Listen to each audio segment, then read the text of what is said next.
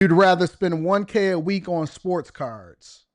Well, I'll tell you what, everybody has things that's meaningful to them. And I don't know where you are in your life dragon model, but the thing that's meaningful to me is peace, time, making sure that I can spend my time the way that I want to, peace, time, and quality of life. Peace, time, and quality of life. That is the thing that is the most important to me. I'm not tripping off of none of this other stuff, you know? Even like the stuff, the watches, the cars. The reason that I buy cars is because I love cars and my daughter loves cars, and that's kind of the way that we bond, is that we just, we both kind of gearheads. But peace, um, time, quality of life is most important. I don't care about cards, none of that stuff. And so a lot of people will say, well, you could do this, you could do that. Well, I do all of this stuff I also want to do. And I'm thinking about getting a private chef. So, all of that other stuff depends on the day of the week. As a chef, it's always different. Yeah, you paying for convenience. Just take cooking classes. What do you mean? I own restaurants, so I don't need cooking classes. It's not about whether, okay, so look, I'll give you an example.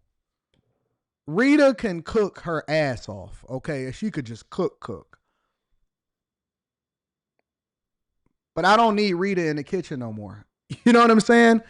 I'd rather her spend her time doing other things that are meaningful instead of being in the kitchen all day slaving away in order to cook for me.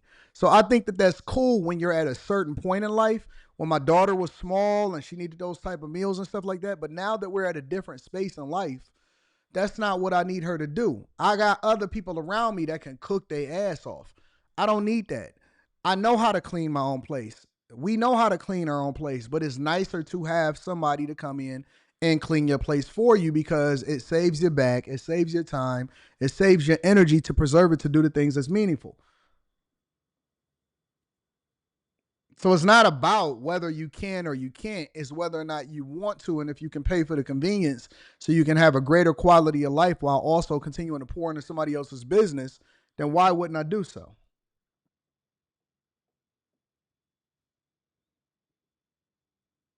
You do catering, not a chef. No, I want a chef. I don't want catering. I want a chef, not catering. I don't know. I don't want no meal prep. I don't want nothing you got to heat up. I want it cooked right then and there at that particular time in the evening before I decide that I want to do something else. He said that's why Rita be sitting quietly playing her role. Rita is out trying to figure out what kind of deck she want. She ain't thinking about nothing that nobody talking about. That's funny because whenever people and we gonna get into the show now. Whenever people sitting there, they trying to figure out how do ants how what are, we not the same. We not the same. I'm not. I'm not. I'm not. We not in the same space. We chilling. We slow motion. We are slow motion. All right. I want a chef. I don't want all of that other stuff. So that's what my new play is. I went and recently hired a concierge doctor. So instead of going into an appointment, it's quality of life, y'all. Y'all got to start thinking bigger. You got to think better. You can't keep going into this duress type of mindset. I want y'all to start thinking differently about life. Give me a second and give me 10 minutes to explain it to you. Because I think that so many of us, we are used to being in this poverty mindset that we so busy trying to preserve pennies instead of spending money so that we can make dollars. It's not about tax bracket, Jay Gotti. It's not about none of that. It's not about who got the most money. I'm not talking about money, y'all. Hear me out. Hear me really quickly. I'm not talking about money. I'm talking about quality of life. Quality of life. We don't dream anymore, so we don't have anything to work towards.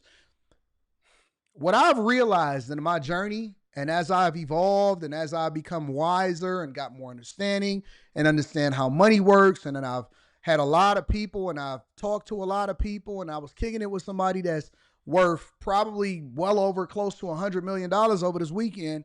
And he was explaining some stuff to me, and he's a mentor of mine. And I really understood what he was talking about. But we don't, first of all, we look at money as something that we need to preserve. And it's because we used to not having money. We look at money as something that we need to preserve.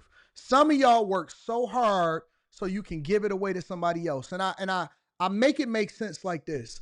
Have you ever seen people who live in a house and they never actually really make the house what they want it to be? It never really becomes a home.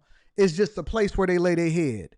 And then they fix it up so that they can sell it and somebody else can enjoy it. That's the dumbest thing that I've ever seen in my life. So you didn't build the house for you. You didn't build the house so that you can enjoy it. You never got the quality out of it. You never really used all of the rooms. You don't really do it. So, but then you put a bunch of money so that you can sell it at the optimal price. It's the dumbest thing ever because somebody else is going to come in and they're going to basically enjoy the thing that you never really got to enjoy, and you're going to spend all of the money doing it. People buy cars a lot of times. And I was looking at a video where a guy was, he was holding this other guy accountable. The dealer was buying it for a guy. And the guy was representing his father. So the son was selling the car to the dealership, and it was an Aventador. It was a Lamborghini Aventador. And the Aventador had 12,000 miles on it. And so the dealer said, "Oh my God, I've never seen an Aventador with 12,000 miles on it. What was you doing?" And then the son was like, "Well, I was driving back and forth down to Florida, and I was enjoying it with my girlfriend, and my dad never drove it." And he said, "Well, how many miles was on it when your dad, because his dad was doing business overseas and stuff?" And the guy said it was only 900 miles on it. And it was like, "Oh, your dad is going to be pissed. Oh, your dad is going to be pissed." And the guy was like, and I understood it because everybody in the comments was like, "Oh man, he put so many miles on it." What the fuck y'all buying cars for just to look at them?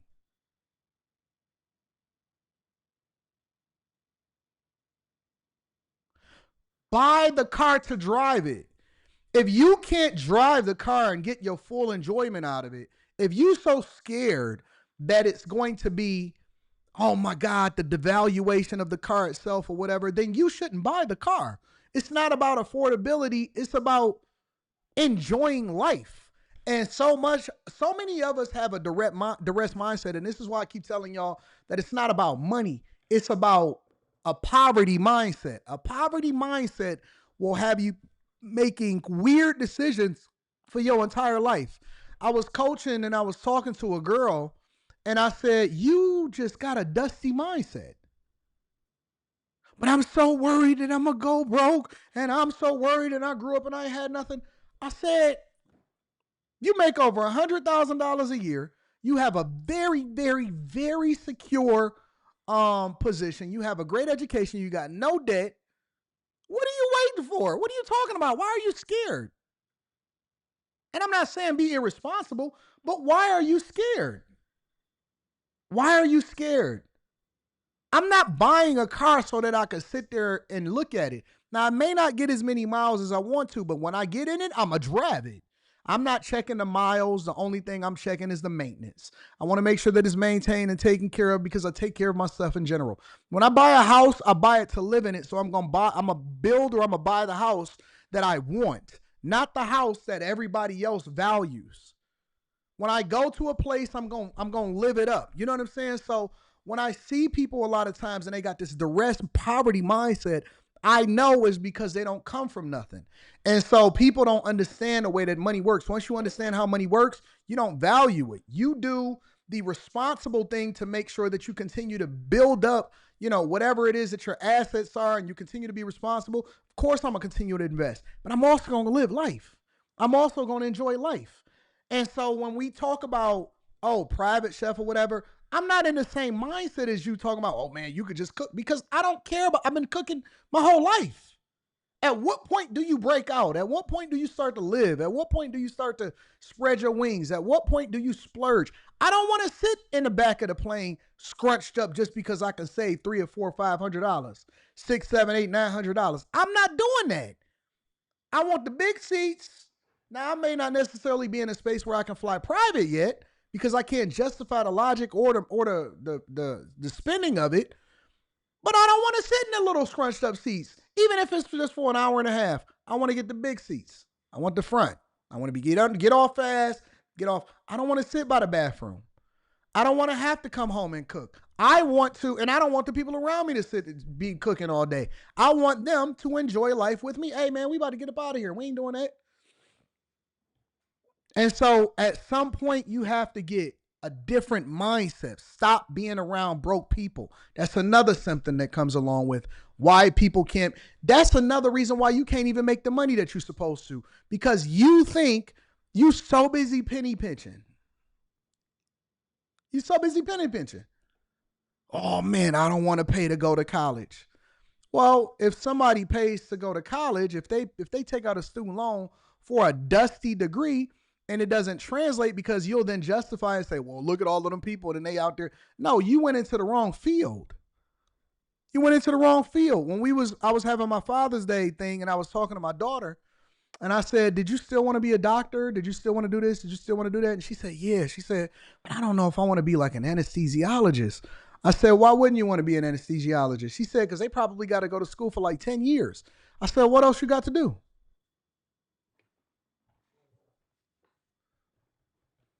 And she was looking and she was like, yeah, that's true.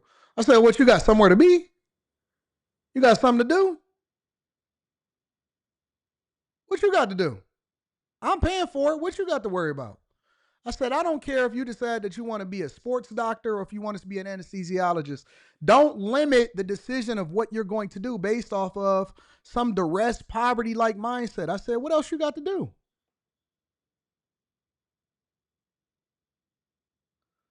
Devin Bobby says this guy switches up every week. What is it that I switched up this week?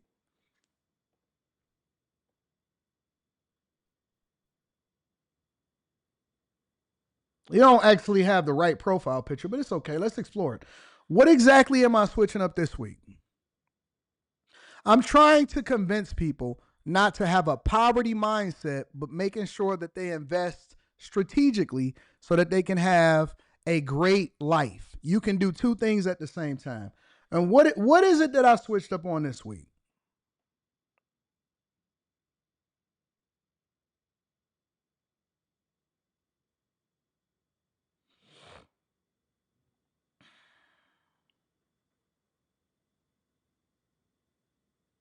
Who want to be in school for 10 years? Who want to be broke for 10 years? Some of y'all don't do nothing at all, and then you live in check to check for your entire life.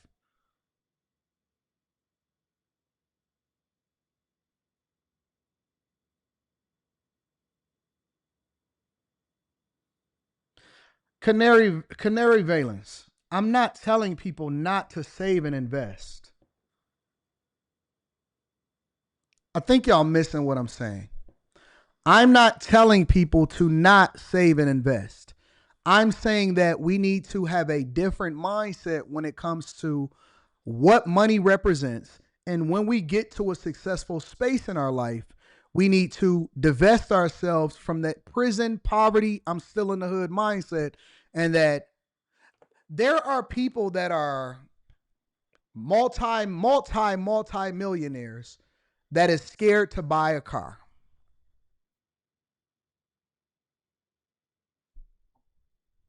Do you hear what I'm saying? I live a phenomenal life. 85 to 90% of everything that I make goes into investing into what it is into my future. But that other 10, 15, 20% of whatever it is that I make, I ball. I have a good time. You can do both, is what I'm saying.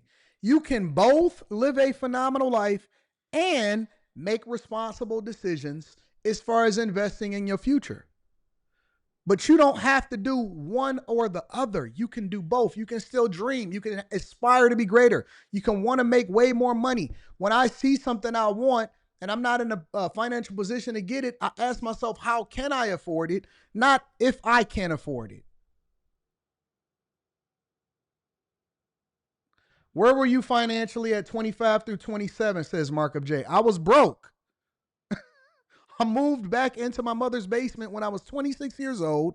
I was 26. It was 2008, and I remember it. I can remember it right off the back of my hand. I had my daughter when I was 26 years old. She was born in February. And I was moving back into my mother's basement because the financial crisis, the housing market, the real recession, not this little nonsense y'all talking about right now, it had came in a full swing. Now I wasn't broke in the same way that everybody else was broke, in that I didn't have no money, but I knew that I was losing my job. I had recently got let go.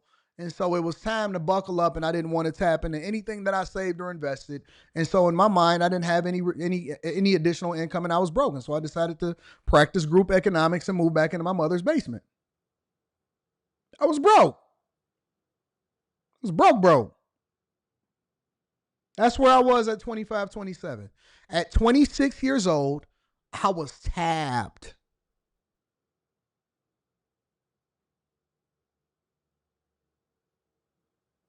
I did. I had a recession, baby.